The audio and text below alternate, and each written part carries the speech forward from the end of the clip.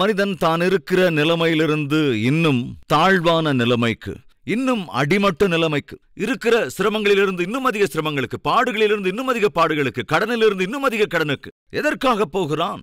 அந்த மனிதனுக்கு கற்றல் இல்லை. அந்த மனிதனுக்கு தெரியாது தன்னுடைய கஷ்டங்களிலிருந்து எப்படி வெளியே வருவது என்று. இன்னும் சில பேர் அவங்களுக்கு சிரமம் வந்தா, கஷ்டம் வந்தா, ஏதாவது பாடுகள் வந்துட்டா என்ன செய்வாங்க? ஊரே போய் சொல்லிடுவாங்க. தெரிஞ்ச எல்லாருக்கும் ஃபோன் பண்ணிடுவாங்க. ஏதாவது கொஞ்சம் பிரச்சனை வந்துட்டா அவ்வளவுதான், உடனே ஃபோன் எடுத்துருவாங்க. ஏதாவது பிரச்சனை வந்துட்டா சரி, உடனே ஃபோன் எடுத்துக்குவாங்க. இருக்கிற கஷ்டங்களை, இருக்கிற பிரச்சனைகளை யார்கிட்ட போய் சொல்றது? யார் அதை தீர்த்து வைப்பாங்க? அது உண்மையா அவங்களுக்கு தெரிஞ்சிருக்கும்னா, சிரமங்களுக்குள்ளே கஷ்டங்களுக்குள்ளாக போகிற சகோதரனே சகோதரி, உனக்கு உண்மையிலேயே தெரிந்திருக்கும் என்றால் நீ கட்டாயமாக அந்த சிரமங்களிலே, கஷ்டங்களிலே, அந்த பிரச்சனைகளிலே நீ மேற்கொண்டு வந்திருப்பாய். மரியாள் அதே போல மார்த்தாள் ஒரு சிரமத்தை சந்தித்தார்கள். தங்களுக்கு துணையாயிருக்கிற ஒரே ஒரு தம்பி மரணப்படுக்கையில் இருக்கிறான். சிரமம் வந்தது, கஷ்டம் வந்தது. அந்த சிரமமும் கஷ்டமும் வந்தபோது இவைகள் எதையுமே, இந்த மெத்தட்ஸ் எதையுமே அவங்க உபயோகிக்கலங்க. ஒரே சொல்லி அழுது புலம்பல, என்ன செய்யறது அப்படின்னு சொல்லி கை கால் எதுவுமே அசையாம, பக்கத்து வீட்டுக்காரங்க அக்கம் பக்கத்தார்கிட்டெல்லாம் போய் ஓடி ஓடி கேட்கல. அல்லது தேவனை விசுவாசிக்கிற நம்முடைய குடும்பத்தில் ஏன் இவ்வளவு கஷ்டம், ஏன் இந்த சிரமம் வந்திருக்கிறது, இப்படித்தான் தேவன் செய்வாரா என்று தேவனையும் கூட நிந்திக்கவில்லை. அப்புறம் என்னதாங்க செஞ்சாங்க? உண்மைதான், நாம் இயேசு கிறிஸ்துவை நம்பினோம், இயேசுவை நேசிக்கிறோம். எங்கள் தம்பியோ இன்னும் அதிகமாய் நேசிப்பான் இயேசுவை. அது மாத்திரமல்ல, இயேசு கிறிஸ்துவுக்கும் எங்கள் தம்பி என்றால் அவ்வளவு இஷ்டம். அவ்வளவா இயேசுவை நேசித்த எங்களுக்கு, இயேசுவால் நேசிக்கப்பட்ட எங்களுக்கு கஷ்டம் வந்திருக்கிறது, சிரமம் வந்திருக்கிறது. இந்த சிரமத்தினால், கஷ்டங்களினால் நாங்கள் சோர்ந்து போக மாட்டோம், நாங்கள் பயப்பட மாட்டோம், நாங்கள் ஐயோ அப்படின்னு மனுஷங்க கிட்ட போய் கையேந்து நிற்க மாட்டோம். எங்களுக்கு ஒரு சத்தியம் தெரியும். சோ நாங்க சோர்ந்து போக மாட்டோம், டிப்ரெஷனுக்குள்ளாக போக மாட்டோம். எங்க தம்பி தானே எங்களுக்கு எல்லாம், அவனுக்கு ஏதாவது ஆயிட்டா நாங்க எப்படி வாழ முடியும்னு சொல்லி எல்லாரும் விஷம் குடிச்சு சாக மாட்டோம். ஏனென்றால் எங்களுக்கு ஒன்று தெரியும். என்ன தெரியும்?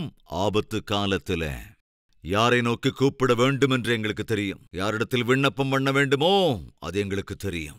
சிரமத்திலே கற்றுக்கொண்ட காரியம் என்ன? அது அந்த சிரமத்திலிருந்து, எங்கள் கஷ்டத்திலிருந்து, எங்கள் வியாதி பாடுகளிலிருந்து எங்களை விடுவிக்கக்கூடிய தேவன் இருக்கின்றார். அவரிடத்தில் தான் நாங்கள் பகிர்ந்து கொள்ளுவோம். அவரிடத்தில் தான் எங்கள் கஷ்டங்களை நாங்கள் சொல்லுவோம். அவரிடத்தில் தான் எங்களுக்கு வந்திருக்கிற இந்த விபரீதமான சூழ்நிலையை எடுத்து உரைத்து விடுவோம் என்று என்ன செய்தார்கள்? 2வது வசனம். கர்த்தருக்கு பரிமள தைலம் பூசி தன் தலைமயிரால் அவருடைய பாதங்களை துடைத்தவள் அந்த மரியாளே. அவளுடைய சகோதரனாகிய லாசரு வியாதியாயிருந்தான். அப்பொழுது அவன் சகோதரிகள், ஆண்டவரே, ஆண்டவரே, நீர் சிநேகிக்கிறவன் வியாதியாயிருக்கிறான் என்று சொல்ல அவரிடத்திற்கு ஆள் அனுப்பினார்கள். படித்த பாடம். எங்களுக்கு சிரமம் வந்திருக்கிறது, கஷ்டம் வந்திருக்கிறது. இந்த சிரமத்திலிருந்தும் கஷ்டத்திலிருந்தும் உலகத்தாரால் எங்களை விடுவிக்கவே முடியாது, அல்லது உறவுக்காரர்களால் எங்களை விடுவிக்க முடியாது, எங்களை பெற்றவர்கள் கூட எங்களை விடுவிக்க முடியாது. எங்களை விடுவிக்க ஒரே ஒருவர் தான் இருக்கிறார். அவரிடத்தில் தான் இந்த விஷயத்தை சொல்லுவோம். அற்புதமான ஆவிக்குரிய நடத்தை. சகோதரனே, சகோதரியே, சிரமங்களை சந்தித்துக் கொண்டிருக்கிறாயா? கஷ்டங்களுக்குள்ளாக இருக்கின்றாயா? ஆவிக்குரிய வாழ்க்கை வாழ்கிற போதும், வசனத்தின் அடிப்படையிலே வாழ்ந்து கொண்டிருக்கிற போதும், கிறிஸ்துவை நேசிக்கிற நபராக இருக்கிற போதும், இன்று உன்னுடைய வாழ்க்கையிலே சிரமங்களும் கஷ்டங்களும் வியாதி வேதனைகளும் இருக்கின்றதா என்றால் கட்டாயம் நாம் ஒரு சத்தியத்தை அறிந்து கொள்ள வேண்டும். அது என்னவென்றால், இயேசுவை நேசிக்கிறவர்களுக்கும் கூட கஷ்டங்கள் வரும். இயேசுவால் நேசிக்கப்படுகிறவர்களுக்கும் கூட சிரமங்கள் வரும், வியாதி பாடுகள் வரும். இயேசுவினால் அதிகம் நேசிக்கப்பட்டவன் லாசரு, இயேசுவை நேசித்தவன் லாசரு. ஆனாலும் வியாதியால் பாடுபட்டுக் கொண்டிருக்கிறான். அப்படிப்பட்ட சூழ்நிலையில மனுஷர்கள் என்ன சொல்லுவாங்க? நீதான் இயேசுவை நேசிச்சியே, இயேசுவை நம்பிக்கிட்டு இருக்கியே, அப்போ உனக்கே அந்த கஷ்டம் வரணும், உனக்கே அந்த பாடுகள் வரணும், உனக்கே அந்த வியாதி வந்திருக்கு, உனக்கே அந்த சிரமங்கள் வந்திருக்கு, உனக்கே அந்த ஆபத்து நேரிட்டது என்று பயங்கரமான கேள்விகளை கேட்பார்கள். அந்நாளிலே அந்த குடும்பம் சிரமத்தை சந்தித்த போது அவர்கள் ஆவிக்குரிய வாழ்க்கையிலே கற்றுக்கொண்ட பாடங்களை வெளிப்படுத்தினார்கள். அவர்கள் சோர்ந்து போகவில்லை, நிந்திக்கவில்லை, தேவனிடம் கேள்வி எழுப்பவில்லை. சுற்றி இருக்கிறவர்களெல்லாம் வந்து வாய்க்கு வந்தபடி பேசுகிற போது, ஆமா நீங்க சொல்றது கரெக்ட் தான், நிஜமா தேவன் எங்களை நேசிக்கிறார் என்றால் எதற்காக இந்த கஷ்டத்தை அனுமதிப்பார் என்று அவர்களோடு சேர்ந்து இவர்களும் கூட அதே பாட்டை பாடவில்லை. என்ன செய்தார்கள்? நீங்க என்ன வேணும்னா சொல்லுங்க, எப்படி வேணாலும் சொல்லுங்க, எங்களுக்கு மாத்திரம் ஒரு சத்தியம் தெரியும். அது என்னன்னா, எங்களுடைய கஷ்டங்களிலிருந்து, எங்களுடைய கண்ணீரிலிருந்து, எங்களுடைய இந்த சிரமங்களிலிருந்து, என் தம்பியின் வியாதி வேதனைகளிலிருந்து விடுவிக்கக்கூடிய ஒரு தேவன் இருக்கிறார். இந்த கண்ணீரை துடைக்கக்கூடிய ஒருவர் இருக்கின்றார். அவரே நான் பிரசங்கிக்கிற ஜீவனுள்ள தேவனாகிய இயேசு.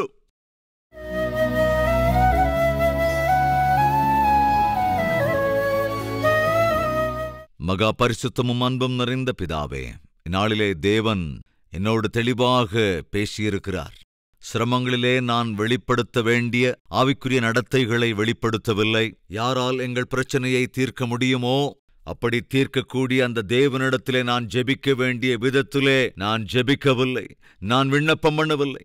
அது என்னுடைய தவறுதான். ஆண்டவரே, மன்னிங்கப்பா. ஆண்டவரே, உம்மிடத்தில் என்னுடைய பிரச்சனைகளை அர்ப்பணிக்கிறேன்.